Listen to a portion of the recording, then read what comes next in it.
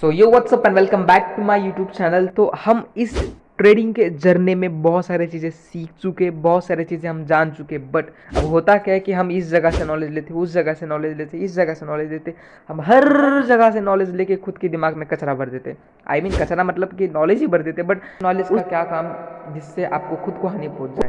तो बस उसी चीज़ का हमने आज सोल्यूशन लाया कि हम एकदम से बेसिक टू एडवांस जाएंगे, स्टार्टिंग से सब कुछ शुरुआत करेंगे, आपको बेस्ट टू बेस्ट कंटेंट देने का ट्राई करेंगे।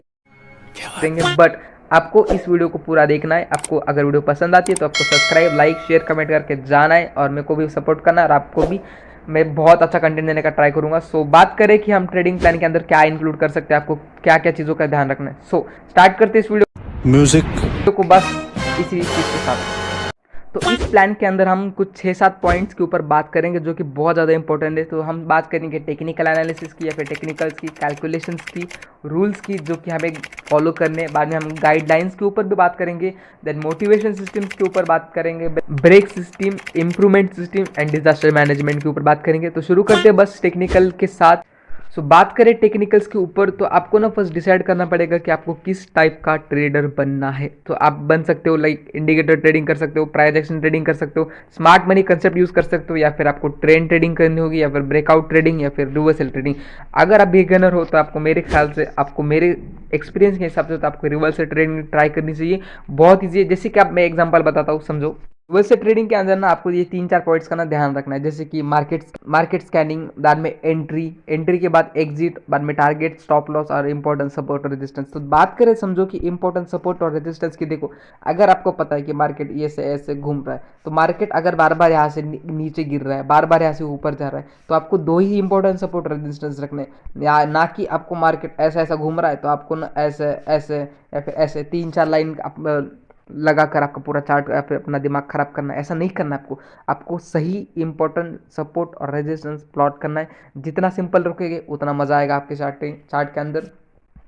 बात करें एग्जिट के अंदर, तो आपको ना डिसाइड करना पड़ेगा कि आपको लॉजिकल यूज करना है या फिर आपको आरआर मेथड यूज करना है। आरआर मतलब कि आरआर मूवी नहीं, आरआरआर यानी कि रिस्क टू रिवॉर्ड रेशो का यूज करना है, या फिर आपको लॉजिकली कि आपको तुक्का लगाना है कि कुछ मेरे को 500 रुपये है तो मैं 200 रुपये का स्टॉप लॉस सहन कर लूँगा, अगर 200 का लॉस होता है तो मैं एग्जिट कर दूंगा। आपको ये यूज़ करना है, ये यूज़ करना है। मैं सजेस्ट करूँगा आरआरआर वाला यूज़ करो, क्योंकि ये आपकी मेंटालिटी ख़राब नहीं करेगा, ये बकवास चीज़ होती है। सो आपको एग्जिट और एंट्री का ध्यान रखना है।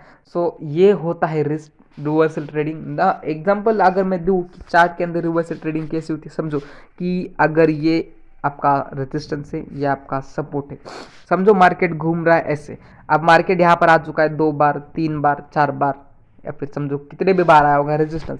आपको याद क्या रखना है कि लगभग आपको 3 कन्फर्मेशन मिलनी चाहिए, लगभग 1-2 ऐसे कन्फर्मेशन मिलनी चाहिए, जिसके बाद आपको डिसाइड करना पड़ेगा एंट्री और एग्जिट। देखो रिवर्सल ट्रेडिंग के आपको ना ध्यान रखना है कि जब मार्केट को आपको ठीक से स्कैन करने के बाद आपको पता चलता है कि मार्केट बार बार इस जगह से इस जगह से इस जगह से नीचे गिर रहा है, तो आप यहाँ पर इस चीज़ का फ़ायदा उठा सकते हो। कैसे? अब यहाँ पर अगर मार्केट फिर से समझो, अगर मैं बात करूँ कि रिवर्सल ट्रेडिंग का एक एग्जांपल, तो समझो कि मार्केट अगर अप ट्रेंड में बहुत ही अच्छे खासे अप ट्रेंड में, बहुत दिनों से अप ट्रेंड में चल रहा है, आपको क्या करना पड़ेगा, आपको एक सपोर्ट और एक रेजिस्टेंस प्लॉट करना है। आपको यहाँ से वेट करना है कि मार्केट कन्फर्मेशन दे और आपको नीचे की तरफ का ट्रेड ले लेना है। आपको ट्रेंड के हिसाब से नहीं करना। अगर मार्केट बार बार ऊपर जा रहा है तो आपको ऊपर का ट्रेड नहीं लेना है। आपको वेट करना है कि मार्केट कब पलट सकता है, आपको उस जगह पर ट्रेड लेना है, क्योंकि जब भी आप ट्रेड लोगे वो बहुत ज़्यादा इफेक्टिव और ना ईजी रहेगा, ना कि आपको लॉस मिलेगा उसके अंदर। 99% चांसेस है कि अगर आप रिवर्स से ट्रेडिंग करते हो, आपको सही एंट्री और एग्जिट मिलती है, तो आप बहुत ही अच्छा ट्रेड ले सकते हो। सो आपको वो याद रखना रिवर्सल ट्रेडिंग के अंदर।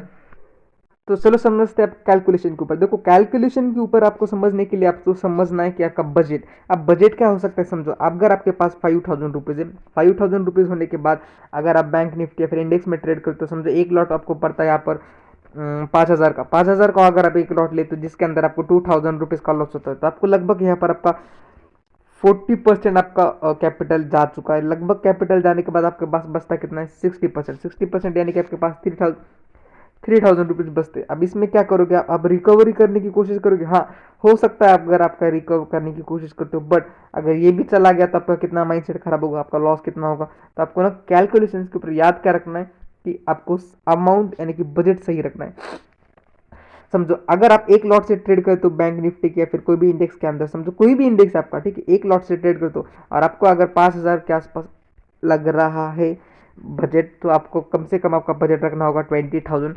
अब 20,000 में क्यों बोल रहा हूँ कि क्योंकि देखो, अगर मैं आपको बता दूं कि 5,000 के साथ भी ट्रेडिंग हो सकती है, हाँ हो सकती है, बट अगर आप 5,000 के साथ ट्रेडिंग करते हो तो आपका माइंडसेट कितना खराब होने वाला है, आपको लॉस पे लॉस होगा, आपको रिकवर करने का चांस नहीं मिलेगा, और रिकवर भी करने जाओगे तब 3,000 में, बताओ ना मेरे को कितना क्या रिकवर करोगे, लॉट ही नहीं आता आपका कोई 3,000 के अंदर। हाँ आ भी जाता है, कहाँ पर होता है, आउट ऑफ द मनी, यानी कि कितना, अगर जहाँ से आपको ना और भी ज़्यादा लॉस होने के चांसेस है, आपको इन द मनी ट्राई करना है जहाँ पर अपना अच्छा खासा रिकवर करने के चांसेस है। बट अब देखो, यहाँ पर आपके पास 20,000 है समझो, ठीक है, यहाँ पर आपके पास 20,000 रुपीज़ है, और अगर आपको 2,000 का लॉस हो भी जाता है, ठीक है, हो जाता है, अगर आपको 2,000 का लॉस होता है, बट आपके पास क्या है, 90% है अभी भी, 90%, यानी कि आपके पास अभी भी कितने 18,000 रुपीज़ पड़े हुए हैं। तो आपका माइंडसेट तो खराब नहीं होगा, आपको लगेगा ना कि अब मेरे पास 18,000, कोई बात नहीं, हम कल कर लेंगे। हाँ अगर आपने समझो कल भी कर लिया, अगर आपने ट्रेडिंग कर ली, आपको 3,000 रुपीज़ का प्रॉफिट हो जाता है, आपने आपका अमाउंट रिकवर कर लिया, तो आपका कम से कम माइंडसेट तो बना रहेगा, आपको कॉन्फिडेंस तो आएगा। हाँ अगर आपका कब होगा ये रिकवर पैसा, अगर आप सही होगा पैसा, अगर आप सही जगह पर एंट्री लोगे, सही जगह पर पोजीशंस बनाओगे, सही सपोर्ट और रेजिस्टेंस करोगे, तो ये आपको ट्रेडिंग प्लान के अंदर सीखना पड़ेगा।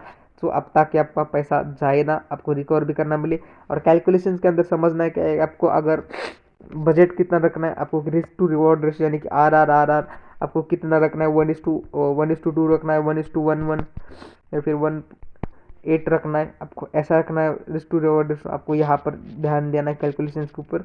अब बात करें हम रूल्स और रेगुलेशंस के ऊपर, तो समझो, अब बात करते हैं हम रूल्स और रेगुलेशंस के ऊपर, तो समझो कि आपको ना रूल्स और रेगुलेशन बहुत ज़्यादा इंपॉर्टेंट है, क्योंकि ना अगर आप रूल्स और रेगुलेशन को फॉलो करोगे तो आपका माइंडसेट अच्छा रहेगा, माइंडसेट अच्छा रहेगा तो आपको ट्रेड बहुत अच्छा मिलेगा। तो आपको सबसे पहले रूल बनाना है कि I will cut my trade at particular point no matter what happen. अब इसका मतलब क्या है कि देखो, आपको ना कुछ भी हो जाए, आपको ना ट्रेड कट आउट कर देना है। अगर आपने कुछ प्रॉफिट बना के रखा है, यानी कि आपने डिसाइड करके रखा है कि इस पर्टिकुलर प्रॉफिट के अंदर होने के बाद मैं इसको कट कर दूंगा, या फिर ये पर्टिकुलर लॉस होने के बाद मैं कट कर दूंगा, हाँ, तो आपको वहां पर कट कर देना है।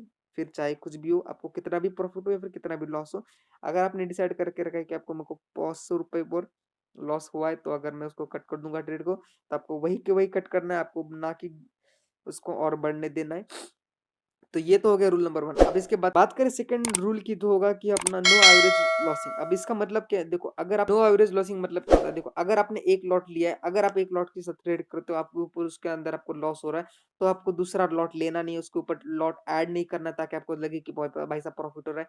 तो आपको ये चीज नहीं करनी, क्योंकि अगर आपने लॉस समझो ऐड कर दिया, तो आप उसका फिर से लॉस होने के चांसेस ज्यादा से ज्यादा बढ़ जाते हैं। बट अब इसके जगह क्या है कि अगर आपको प्रॉफिट हो रहा है, समझो अगर आपको प्रॉफिट होते जा रहा है 2,000, 3,000, 4,000, लाखों का प्रॉफिट होते जा रहा है, तो आपको आता क्या है, ग्रीडीनेस, आपको क्या दिमाग खराब होता है। यहाँ पर आपको ना फिर से उसके ऊपर लॉट इंक्रीज करके, एक दो लॉट इंक्रीज करके आपका प्रॉफिट डबल नहीं करना है। आपने डिसाइड करके रखा है एक लॉट के साथ ट्रेड करना है, आपको 2,000 का प्रॉफिट होना है, आपको कट कर देना है वहां पर ट्रेड, आपको लॉट इंक्रीज नहीं करना है।